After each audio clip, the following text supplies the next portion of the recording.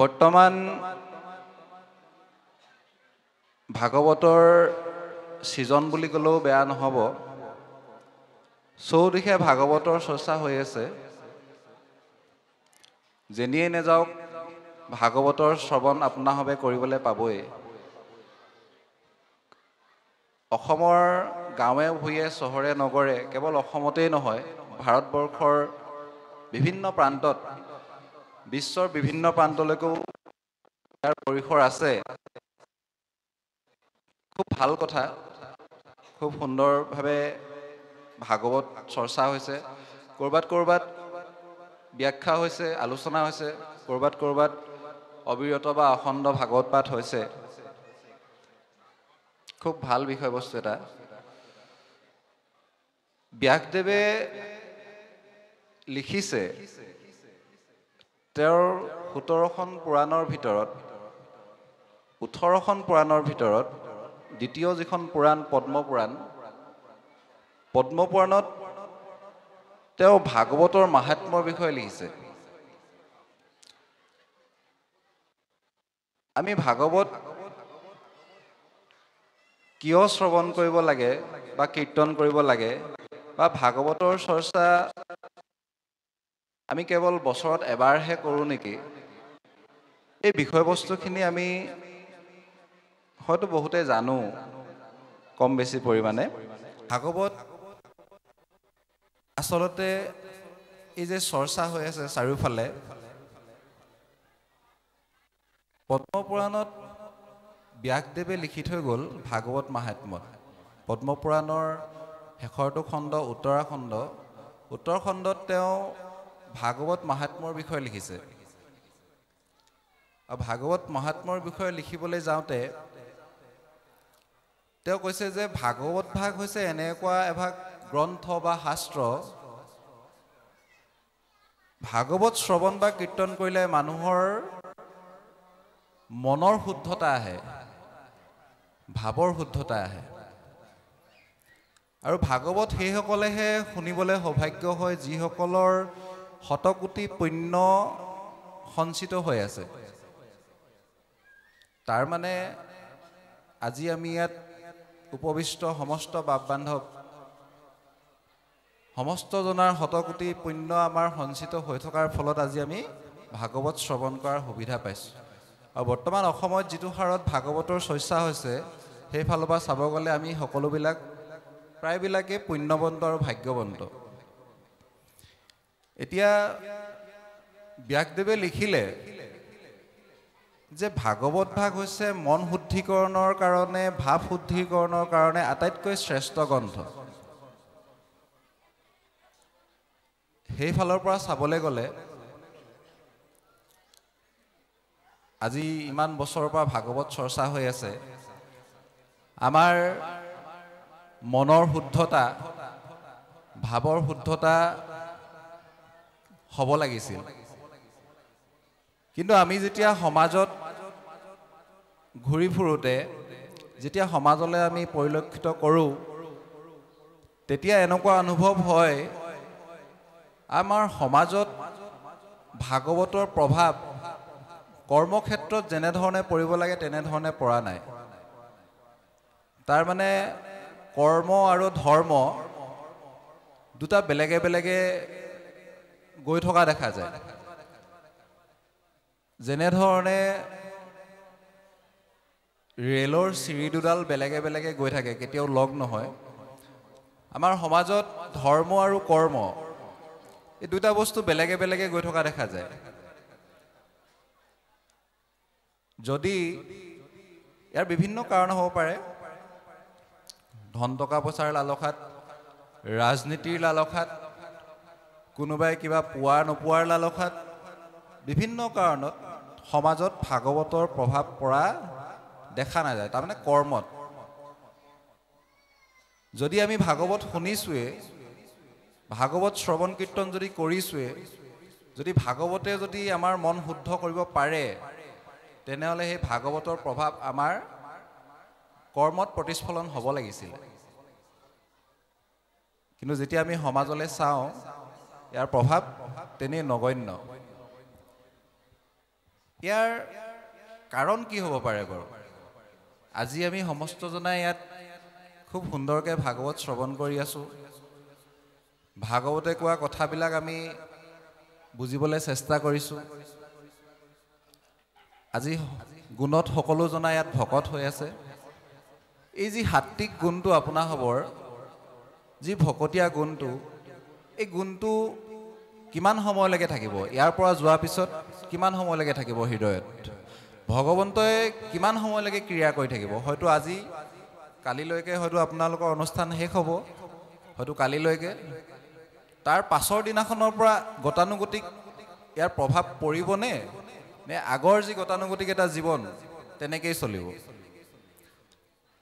যদি তেনেকেই চলিবলৈ হয় গতানুগতিক জীৱন, তেনেহ'লে ভাগৱত ভাগ আমি আমাৰ যি মণিকূট আছে, মণিকূটৰ ভিতৰত এখন খুব ধুনীয়া ফুলাম গামোচাৰে মেৰিয়াই তাত ৰাখি লৈ আমি বাহিৰৰ পৰা কৃষ্ণ কৃষ্ণ বুলি সেৱা কৰি থকাটো হৈছে শ্ৰেষ্ঠ। আৰু যদি আমি এভাগ উলিয়াই চৰ্চা কৰিছোঁ, যদি মেলিছোঁ, তেনেহ'লে ইয়াৰ প্ৰভাৱ আমাৰ সমাজত পৰিব লাগে। এতিয়া নপৰাৰ কাৰণ কি হ'ব পাৰে? এটা কাৰণ হ'ব পাৰে, ভাগৱত আমি যেনেধৰণে শ্ৰৱণ কৰিব লাগে, আমাক যেনেধৰণে শ্ৰৱণ কৰিবলৈ কৈছে, হয়তো আমি তেনেধৰণে শ্ৰৱণ কৰা নাই। এটা কাৰণ হ'ব পাৰে। দ্বিতীয়তে এটা কাৰণ হ'ব পাৰে যে ভাগৱতৰ তত্ত্বসমূহ আপোনাৰভাৱে ব্যাখ্যাকাৰ বুলি যিসকলক নিমন্ত্ৰণ জনায়, আমি বাৰু ব্যাখ্যাকাৰ নহয়, আমি পোনপটীয়াকৈ কৈছোঁ, আমি ব্যাখ্যাকাৰ বিশেষণটো আমাৰ নামৰ আগত কোনো পধ্যে নাহে। আমি কেৱল আলোচনা কৰোঁ, আপোনাৰভাৱৰ ভকতসকলৰ লগত আমি আলোচনা কৰোঁ। আমিও শিকিবলৈ চেষ্টা কৰোঁ যে আচলতে এই মহাসমুদ্ৰভাগিত কি সোমাই আছেনো, বা ইয়াত কি আছে আমি বুজিবলৈ চেষ্টা কৰোঁ। ই কেৱল চৰ্চাৰ মাধ্যমেৰে যিহেতু হয়, সেইকাৰণে আমি চৰ্চা কৰিবলৈ আগবাঢ়ি আহোঁ, তাৰ পৰা আমি শিকিবলৈ পাওঁ।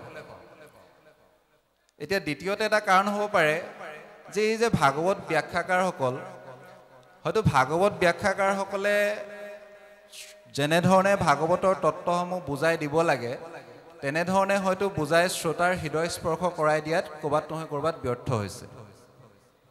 তৃতীয়তে এটা কাৰণ হ'ব পাৰে, যদিও চাৰিওফালে ভাগৱতৰ চৰ্চা হৈছে, এতিয়াও হয়তো এচামে ভাগৱত শ্ৰৱণ কৰা বা কীৰ্তন কৰাৰ পৰা বিৰত আছে। আৰু চতুৰ্থতে এটা কাৰণ হ'ব পাৰে যে আমি শুনাটো শুনিছোঁ, বুজাটোও বুজিছোঁ, কিন্তু আমি পালন নকৰোঁ, কি কৰ কৰ। তাৰমানে যেতিয়া শ্ৰীকৃষ্ণই পঞ্চপাণ্ডৱৰ দূত হৈ পেলাই দুৰ্যোধনৰ ৰাজসভালৈ গৈছিল, দুৰ্যোধনক কি কৈছিল যে তুমি পঞ্চপাণ্ডৱক কেৱল মাত্ৰ 5খন গাঁও দিয়া, আৰু মই যদি পঞ্চপাণ্ডৱক বুজাই দিওঁ তেনেহ'লে তেওঁলোকে বুজি পাব, গতিকে তেওঁলোকৰ প্ৰাপ্যটো তুমি দিয়া। তেতিয়া আপোনাৰভাৱে জানেই যে দুৰ্যোধনে দম্ভালি মাৰি কৈছিলে যে বেজীৰ আগত অহা মাটি অকণো বিনা যুদ্ধে নিদিওঁ। আৰু তেতিয়া শ্ৰীকৃষ্ণই দুৰ্যোধনক সম্বোধন কৰি কৈছিলে যে দুৰ্যোধন, তুমি জানা নাই ধৰ্ম কি বস্তু? তুমি জানানে নাই অধৰ্ম কি?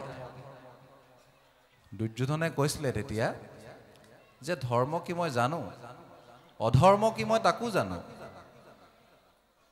এইভাগী শ্লোকক সংস্কৃত শ্লোক আছে।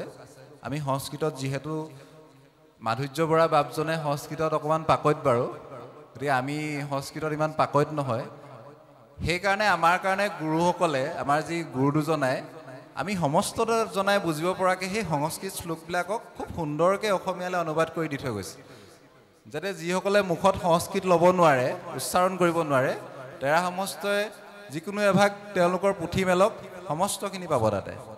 আৰু সেইভাগী ঘোষা, নামঘোষাত মাধৱ পুৰুষ জনাই পদবন্ধে লিখি গ'ল যে ধৰ্ম কহ জানো মই তথাপি প্ৰবৃত্তি নাই, অধৰ্মটো নিবৃত্তি নহয়, হৃদিস্থিত হুয়া তুমি যেন কৰা বাহা স্বামী ঋষিকেশ কৰিব তেনেয় জানো ধৰ্ম মানিবৰ ইচ্ছা নাই অধৰ্ম কি তাকো জানো কিন্তু ওলাই আহিব পৰা নাই আৰু ঠিক তেনেধৰণে আমি সমস্ত জনাই এই ধৰ্মৰ নীতিবিলাক কম বেছি পৰিমাণে আমি সকলোৱে জানো কোনটো ভাল কোনটো বেয়া কোনটো কৰিব লাগে কোনটো কৰিব নালাগে আমি সমস্তই কম বেছি পৰিমাণে জানো আৰু সুবিধাটো আমি সেইখিনিতে আমিও লওঁ যে হৃদিস্থিত হৈ তুমি প্ৰভু ভগৱন্ত যেনেধৰণে কৰোৱাইছা আমাৰ পৰা তেনেধৰণে হৈছে এতিয়া যদি আমি যেনেধৰণে শ্ৰৱণ কৰিব লাগে তেনেধৰণে শ্ৰৱণ কৰাৰ পিছতো যদি আমাৰ প্ৰভাৱ পৰা নাই তেনেহ'লে ইয়াৰ মূলত কাৰণ কি হ'ব পাৰে গীতাত অৰ্জুনক কৈছে প্ৰভু ভগৱন্তই যে শ্ৰদ্ধাৱান লব্ধতে জ্ঞানম মানে যিজন শ্ৰদ্ধাৱান সেইজনেহে জ্ঞান লাভ কৰিব পাৰে তাৰ মানে ভাগৱতৰ তত্ত্বসমূহ বুজিবৰ কাৰণে ভাগৱতৰ পৰা আমাৰ জ্ঞান আহৰণ কৰিবলৈ হ'লে ভাগৱতৰ প্ৰতি আমাৰ শ্ৰদ্ধা লাগিব এতিয়া আমি সমাজত বহুত ব্যক্তি লগ পাওঁ সকলোৰে প্ৰতি হঠাতে আমাৰ মূৰটো দুখাই যায় জানো হয়তো কোনোবা এজনৰ প্ৰতি আমাৰ আপোনা আপুনি মূৰটো দুখাই যায় আমাৰ তেওঁক সেৱা কৰিবলৈ মন যায় কিয় বাৰু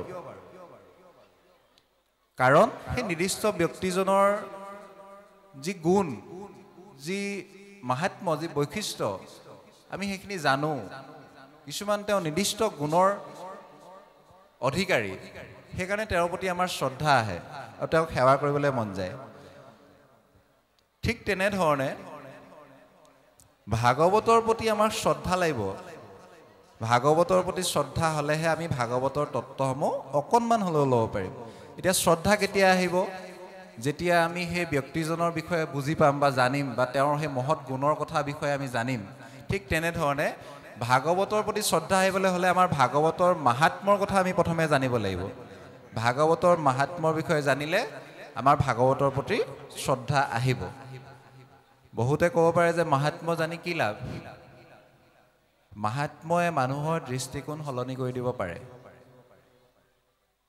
ইয়াৰ বিভিন্ন উদাহৰণ আছে